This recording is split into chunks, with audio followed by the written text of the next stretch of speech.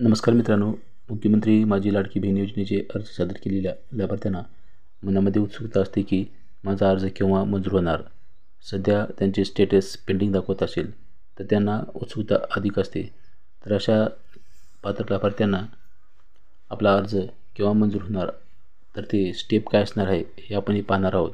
तत्पूर्वी चॅनलला नवीन असाल तर चॅनलला जरूर सबस्क्राईब करा आणि बेल नोटिफिकेशन ऑन करा. अशीच माहितीपूर्ण व्हिडिओ तुम्हाला मिळून जातील. तर चला पाहूया काय प्रोसेस आहे ती. तर आपण सर्वप्रथम केलेले अर्ज या ऑप्शनवरती क्लिक करून घ्यायचे आहे आपल्याला. यानंतर आपल्याला आपले स्टेटस दाखवणार आहे. तुमचा फॉर्म पेंडिंग असेल, रिव्ह्यू असेल, रिजेक्ट असेल किंवा अप्रूव्हल झाला असेल तर ते इथे आपल्याला दाखवणार आहे. यावरती क्लिक आपल्याला एकदा करून घ्यायचे आहे.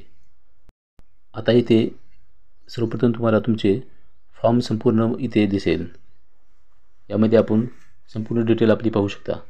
तर यामध्ये आपण जर फॉर्म भरती वेळेस व्हेरिफिकेशन आपली डन झाली नसेल तर इथे आपण इथे वरी पाहू शकता की व्हेरिफिकेशन दिलं आपण नंतर करू शकता. त्यानंतर तुम्ही इथे कोणत्या स्टेपमध्ये पोहोचला इथे दाखवलेले पहा. रिव्ह्यू, पेंडिंग, अप्रूव्हल इथे पाहू शकता स्टेटस आपली. आणि यानंतर आपण किती प्रोसेसमध्ये पाहणार आहोत. इथे एक आय बटन दिलेलं आहे. आय बटनला क्लिक. तर मित्रांनो इथे काही सूचना दिलेल्या आहेत. त्यामध्ये आपण पाहू शकता की आपला फॉर्म किती स्टेपमध्ये अप्रूव्हल होणार आहे.